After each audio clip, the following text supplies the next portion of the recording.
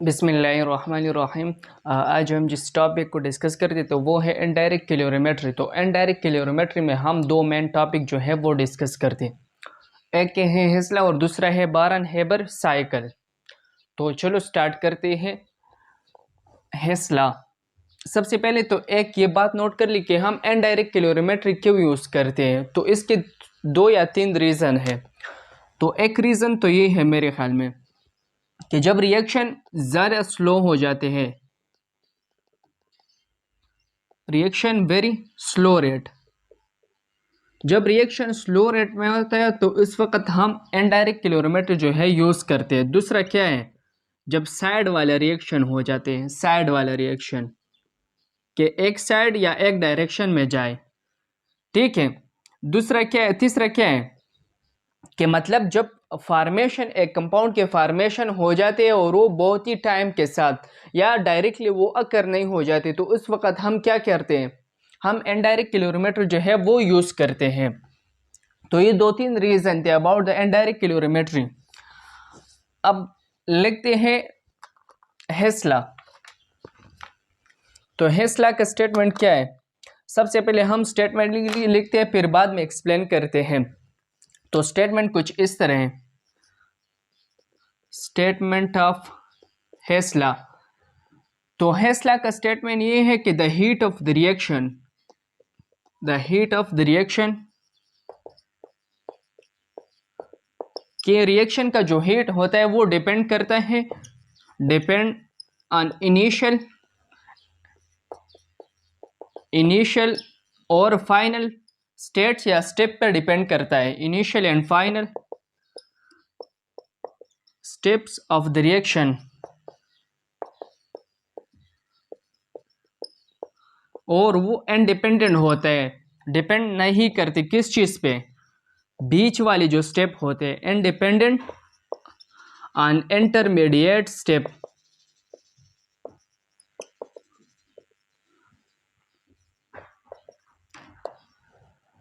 हेसला का स्टेटमेंट कुछ इस तरह है कि रिएक्शन का जो हीट होता है ना वो इनिशियल और फाइनल स्टेप पर डिपेंड करता है, बीच वाले स्टेप जो है उस पर डिपेंड नहीं करते। तो इसको हम कहते हैं हेसला। अच्छा देख ले यहाँ पर मिसाल हम क्या लेते हैं, मिसाल के तौर पर ये है रिएक्टेंट्स और ये जाते हैं प्रोडक्ट की तरफ। तो जब ये जाते हैं ना तो ये एक स्टेप में इस तरह आ जाते, दूसरे स्टेप में इस तरह आ जाते और तीसरे स्टेप में यहाँ पर फाइनल स्टेप पे जाते हैं। मिसाल के तौर पर ये हमारे पास टोटल अमाउंट ऑफ हीट है, ये Q1 Q2 और Q3 हो गया। तो हीट ऑफ द रिएक्शन जो है वो ए और बी पे डिपेंड करता है, इनिशियल और फाइनल स्टेप पे डिपेंड। अगर यहाँ पर हीट इंक्रीज हो जाते हैं या यहाँ पर डिक्रीज हो जाते हैं तो उस पर डिपेंड नहीं करता रिएक्शन, ताकि वो स्लो हो जाए या तेज हो जाए। अगर यहाँ पर थोड़ा बहुत अमाउंट या कंसंट्रेशन में हम चेंजेस लाते हैं तो वो रिएक्शन पे चेंज करते हैं, या फाइनल स्टेप में हम चेंजेस लाते हैं तो वो रिएक्शन पे कुछ ना कुछ असर डालते हैं। लेकिन अगर बीच वाली जगह पर हम जो भी करते हैं ना तो वो डिपेंड नहीं करते रिएक्शन पे। तो इसको हम कहते हैं हेसला। अब मिसाल हम क्या लेते हैं, मिसाल हमारे पास है, मिसाल के तौर पर मिसाल हम लेते हैं कि NaOH सोडियम हाइड्रोक्साइड जब ये रिएक्शन करते हैं कार्बन डाइऑक्साइड के साथ तो ये हमें देते हैं सोडियम कार्बोनेट, सोडियम बाइकार्बोनेट देते हैं NaCO3, या डायरेक्टली हम लिखते हैं कि Na2CO3 सोडियम कार्बोनेट हमें देते हैं। तो इसकी जो फर्दर स्टेप है वो कुछ इस तरह है, ये पहले स्टेप में जाते फिर बाद में दूसरे में और एंड में हमें प्रोडक्ट देते हैं। तो NaO जब कंबाइन हो जाते हैं कार्बन डाइऑक्साइड के साथ तो ये हमें देते हैं सोडियम बाइकार्बोनेट देते हैं NaHCO3 और डेल्टा H हमें देते हैं। अच्छा दूसरा स्टेप क्या है कि NaHCO3 सोडियम बाइकार्बोनेट कंबाइन हो जाते हैं एक और NaOH के साथ या NaOH के साथ कंबाइन हो जाते हैं। तो यहाँ पर ये हमें देते हैं Na2CO3 और डेल्टा H2। तो यहाँ पर टोटल अमाउंट ऑफ हीट क्या आ जाएगा या एंथैल्पी क्या आ जाएगा? तो एंथैल्पी फाइंड आउट करने के लिए आप लोगों की ये करना चाहिए कि H1 प्लस H2 इसको जमा करना पड़ेगा। तो यहाँ पर डेल्टा H1 जो हमारे पास है वो है -48 किलो जूल एनर्जी, और यहाँ पर डेल्टा H2 जो है वो -41 किलो जूल है। तो ये दोनों जमा करके क्या आ जाएगा? -41 किलो जूल और -48 किलो जूल एनर्जी। तो ये हमें देते हैं 89 किलो जूल एनर्जी। ये हमारे पास एंथैल्पी आ गया। अच्छा, एक और भी मिसाल हम लेते हैं। तो दूसरा मिसाल क्या है?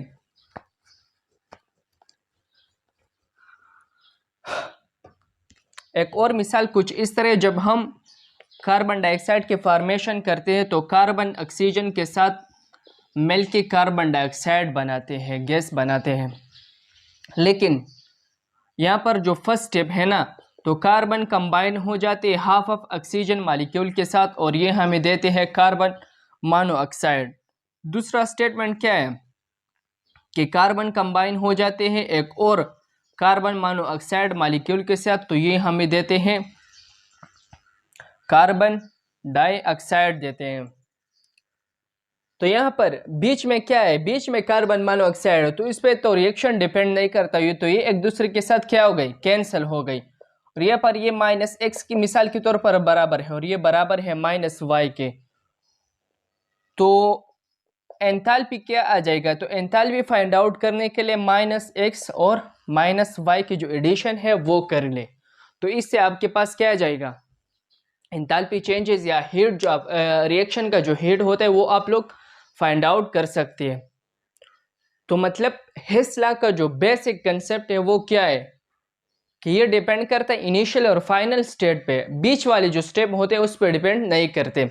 एक और मेन बात ये है इसमें कि ये हमारे पास है law of conservation of energy. Energy transfer हो जाते एक फॉर्म से दूसरे फॉर्म में।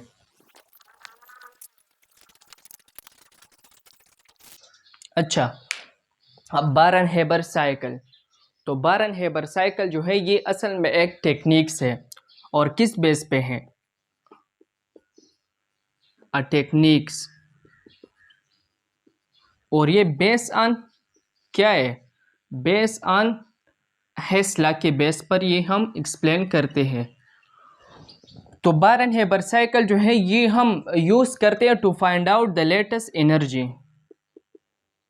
To find out the latest energy. Latest energy को फाइंड आउट करने के लिए हम क्या लिखते हैं, क्या इस्तेमाल करते हैं? वो है बारन-हेबर साइकिल। अच्छा, लेटेस्ट एनर्जी क्या है? लेटेस्ट एनर्जी, लेटेस्ट एनर्जी वो एनर्जी जो एक आयनिक कंपाउंड के फॉर्मेशन के लिए जो एनर्जी इस्तेमाल हो जाती है, रिलीज हो जाती है, कि मतलब एक आयनिक कंपाउंड बन जाए फ्रॉम द अपोजिट चार्जेस वाले जो आयन्स होते हैं। तो उससे जब एक आयनिक कंपाउंड बन जाते हैं और वहाँ पर जो एनर्जी रिलीज हो जाती है तो इसको हम कहते हैं लेटेस्ट एनर्जी। तो स्टेटमेंट क्या है? स्टेटमेंट कुछ इस तरह है कि द अमाउंट ऑफ एनर्जी, कि द अमाउंट ऑफ एनर्जी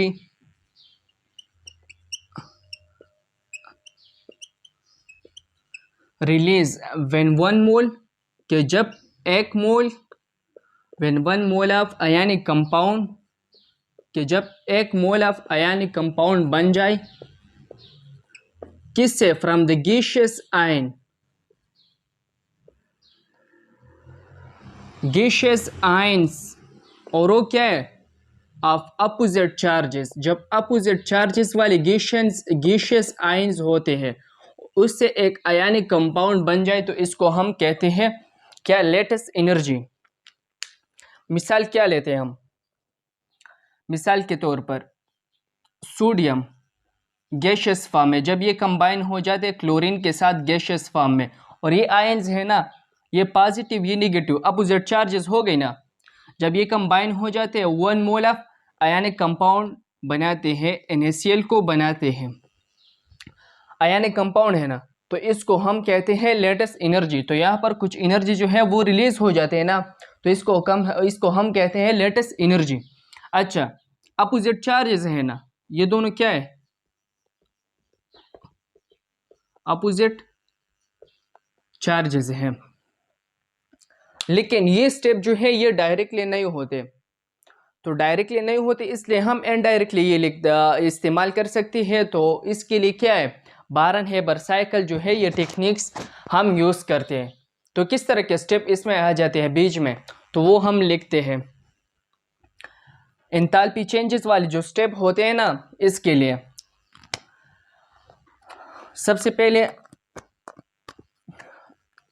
सबसे पहले है सब्लिमेशन वाला स्टेप, कि ये जो सोडियम मेटल है ना, सोडियम मेटल, तो इसको कन्वर्ट करना पड़ेगा सोडियम एटम में, कन्वर्टेड इनटू सोडियम एटम में कन्वर्ट करना पड़ेगा, जिसको हम कहते हैं क्या चीज़, सब्लिमेशन इसको कहते हैं।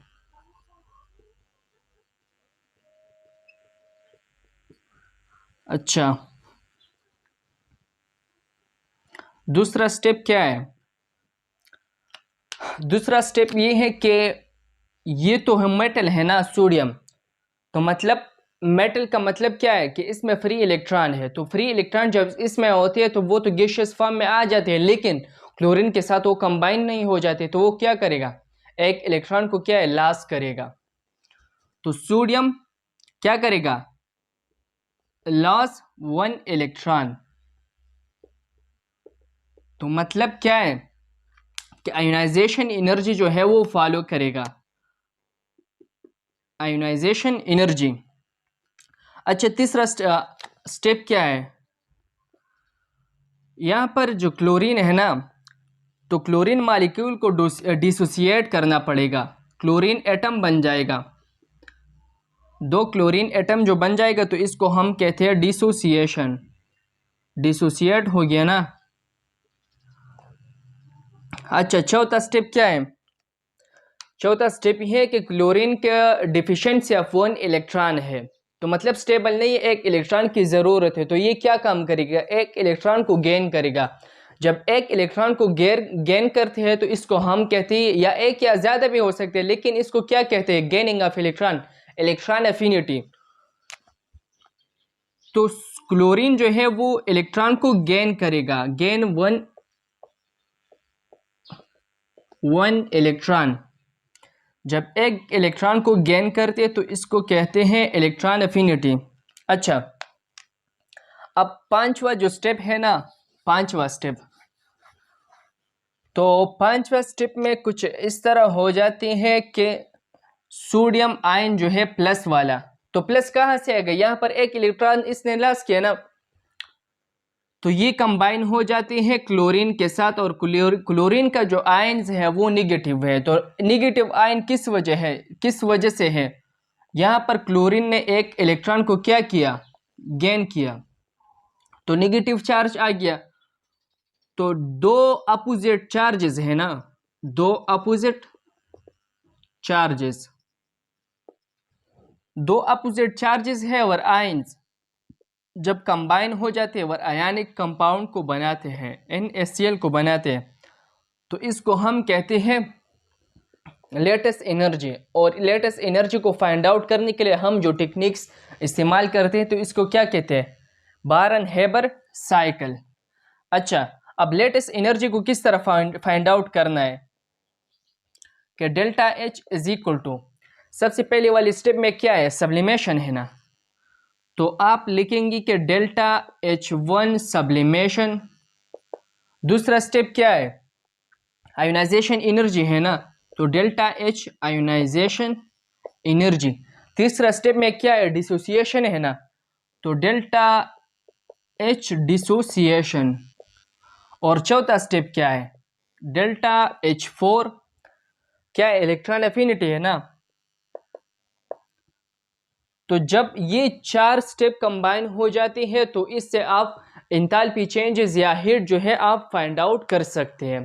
तो ये था अबाउट इनडायरेक्ट कैलोरीमेट्री। तो इनडायरेक्ट कैलोरीमेट्री में जो मेन 2 टॉपिक्स है वो क्या है, हेसला और बारन हेवर साइकिल जो हमने क्या किया, एक्सप्लेन किया। ये डायरेक्टली अकर नहीं हो जाती, ये इनडायरेक्टली हो जाते हैं।